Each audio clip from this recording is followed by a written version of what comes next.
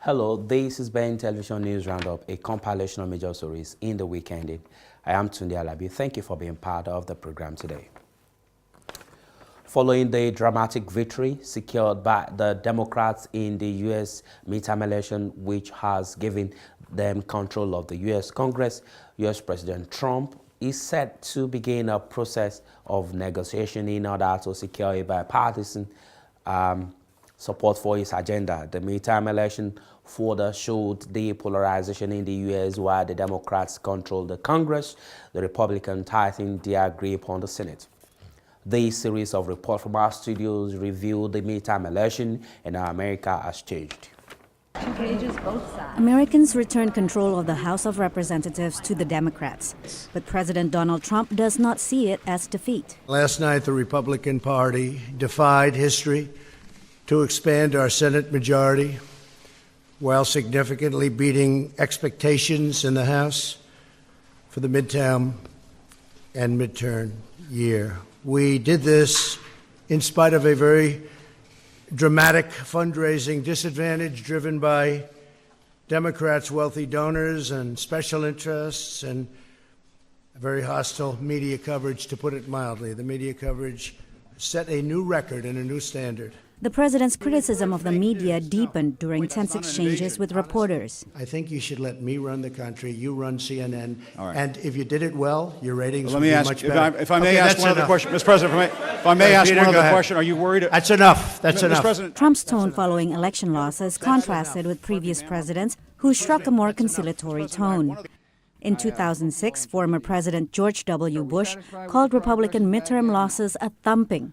Barack Obama called Democratic losses in 2010 a shellacking. Every election, regardless of who wins and who loses, is a reminder that in our democracy, power rests not with those of us in elected office, but with the people we have the privilege to serve. The midterm results showed the American electorate remains deeply split over President Trump, and analysts say the president's public criticism of unfavorable media will likely deepen divisions. If you view the press briefings, the White House briefings, as a way for the Americans to have a conversation with their president, to ask hard questions, to engage in a larger notion of what it means to be who we are as America, then it's obviously troubling. Despite his at times harsh rhetoric, the president also struck a more conciliatory tone over whether he can work with opposition Democrats in the House. I really respected what Nancy said last night about bipartisanship and getting together and uniting. She used the word uniting, and she used the bipartisanship statement, which is so important because that's what we should be doing. One area of compromise is on infrastructure projects, which Trump has campaigned on and Democrats have said they will support. At the White House, President Trump talked up the possibility of working with Democrats now that they will control the House. I would like to see bipartisanship. I'd like to see unity. And I think we have a very good chance of, and maybe not on everything, but I think we have a very good chance of seeing that. Trump also took credit for Republican gains in the Senate. Well, I think the results that I've learned and maybe confirmed, I think people like me. I think people like the job I'm doing, frankly. House Democratic leader Nancy Pelosi left the door open to working with Trump on health care and other issues. We will strive for bipartisanship. We believe that we have a responsibility to seek common ground where we can. Where we cannot, we must stand our ground. Democrats were happy with taking the House, but disappointed with the poor showing in Senate races. Former Congressman Patrick Murphy appeared on VOA's Plugged In.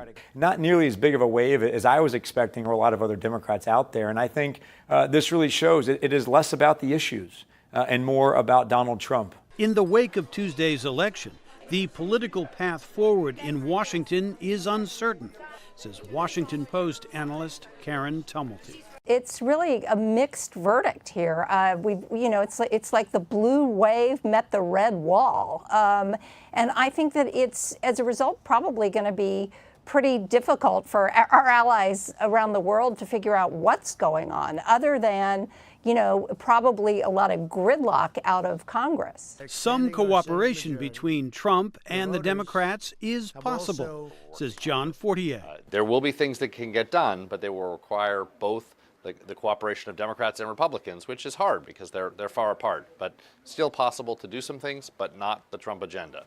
But the president could back away if Democrats launch oversight investigations of the White House, says Molly O'Rourke. Life will be very different in the Trump White House with a Democratic Congress that has the ability to challenge him in terms of his legislative agenda, but also in terms of the way the administration is being run.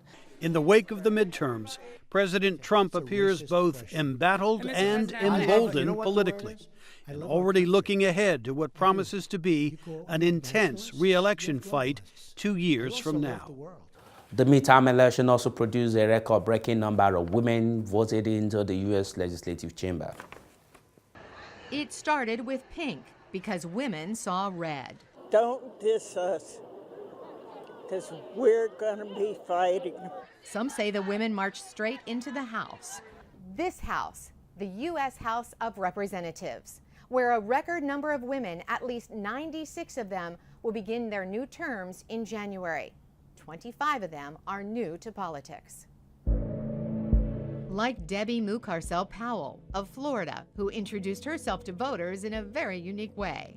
I've been put down, pushed aside. And Sharice Davids of Kansas, who is a lesbian and a mixed martial arts fighter. She shares the title of First Native American Woman in Congress with Deb Haaland of New Mexico.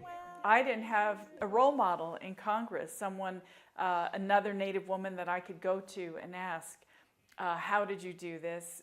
What advice can you give me? This is the year of the woman. That's Donna Shalala of Florida, a former cabinet secretary who will be the oldest freshman representative at age 77. And then there are the two youngest women in history, 29-year-olds Abby Finkenauer of Iowa and Alexandria Ocasio-Cortez of New York. That's exactly what this is.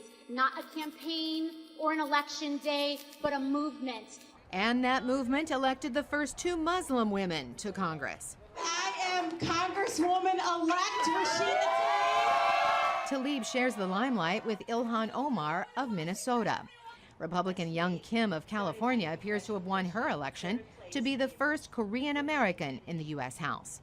And House member Marsha Blackburn became Tennessee's first female senator. The last time women swept into office was 1992, also known as the Year of the Woman. But back then, just 24 were elected to the House and 6 to the Senate. Analysts expect this recent female candidate wave to continue. Now that women have gotten a taste and a flavor for what that means, they really have broadened goals to be about policy priorities and issues that matter to them. Just last month, the Interparliamentary Union ranked the U.S. 104th in the world for the number of female legislators serving on the national level. That change came tonight. Now, that number is sure to rise. Meanwhile, there were disappointing moments for the Democratic candidates who vied to become the first African-American governors in Florida and Georgia after huge divisive campaigns that led to a closely fought election. Florida Democratic nominee for Governor Andrew Gillum conceded the race after narrowly losing to his Republican rival Ron DeSantis after more than 8 million votes were cast. Despite the loss, Gillum vowed to remain politically active. I want you to know that in spite of our congratulating him on his victory this evening, nothing that we believe in is compromised. DeSantis is closely aligned with President Trump, who came twice to Florida to campaign for him. But the great thing about our country is that every 2 years, the people have that one day in November where the elites don't call the shots. In Georgia, the race for governor is too close to call at this point, but the Republican candidate, Brian Kemp, is narrowly ahead. And folks, make no mistake, the math is on our side to win this election. However, his rival Democrat Stacey Abrams has not conceded. Abrams says the race could come down to a runoff election if neither candidate wins 50% of the vote. But I'm here tonight to tell you votes remain to be counted.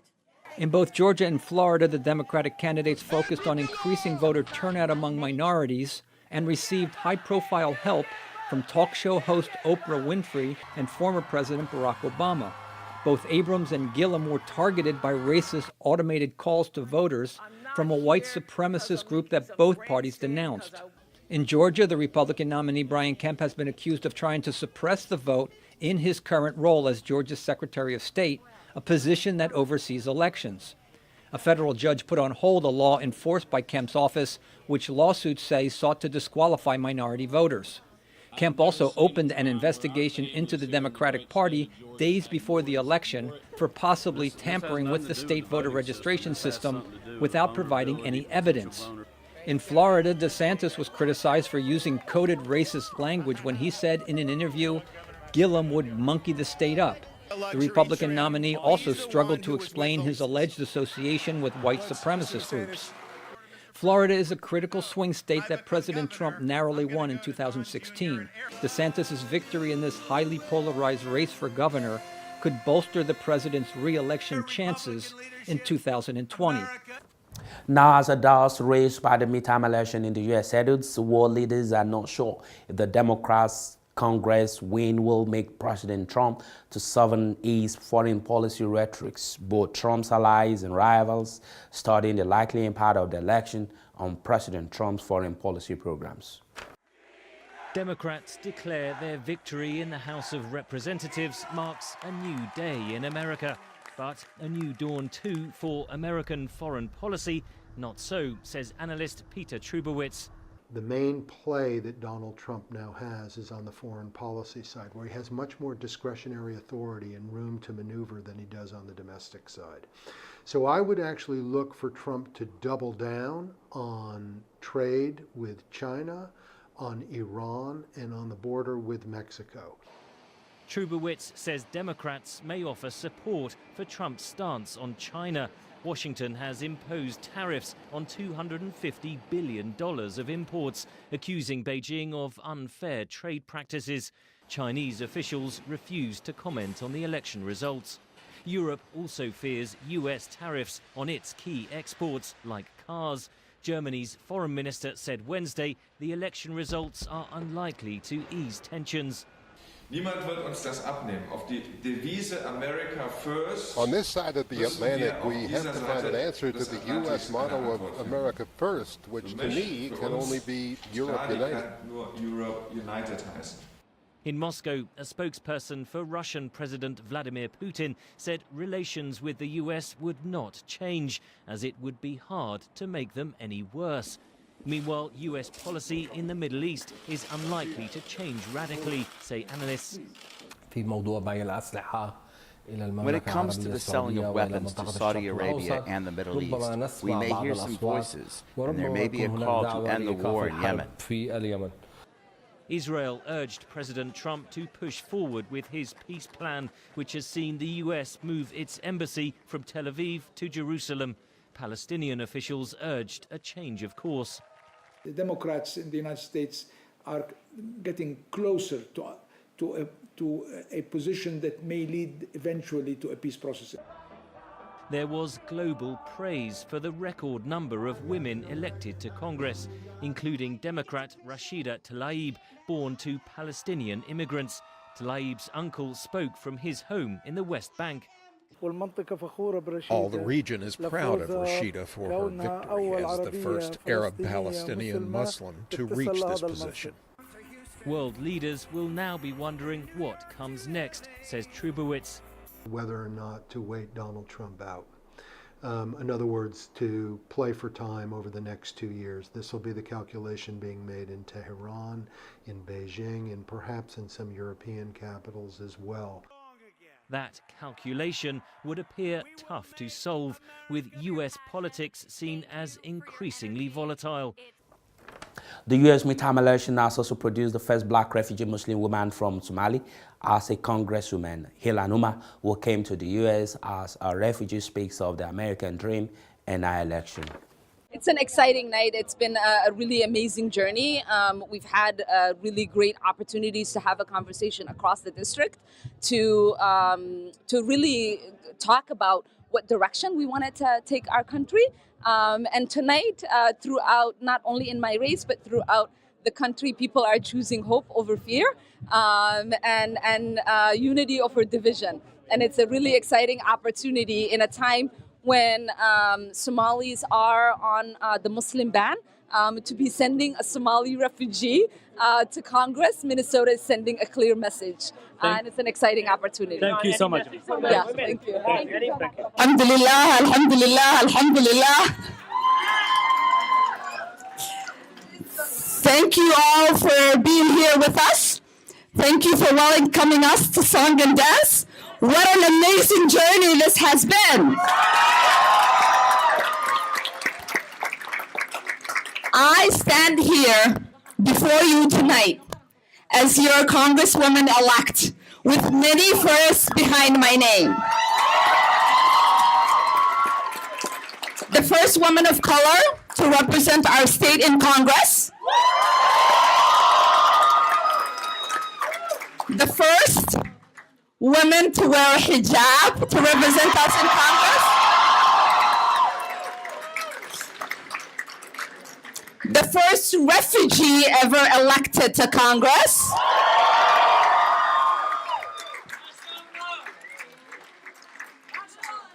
And one of the first Muslim women elected to Congress, a title I share with my beautiful sister from Michigan, Rashida Tlaib.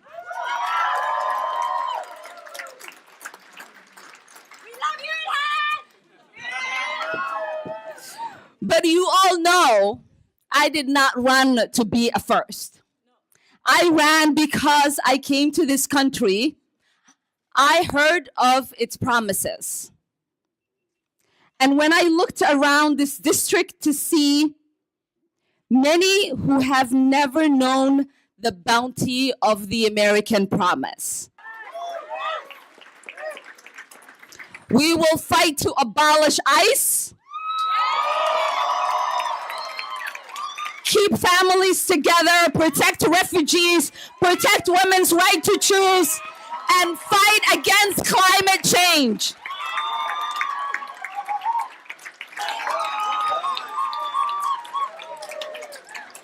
Our beautiful journey does not end tonight.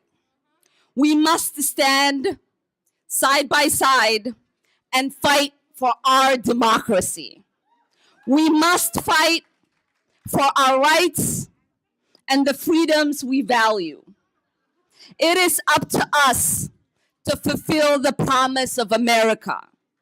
We must do the work to create the America we believe in, the America we deserve. We are who we've been waiting for. Thank you so much for being here. And now let's get to the business of dancing and celebrating. We're going to Washington. With our report, we conclude the news roundup for this week. I'm Tunde Alabi. Thank you for being part of the program today. Enjoy the rest of your week. Bye.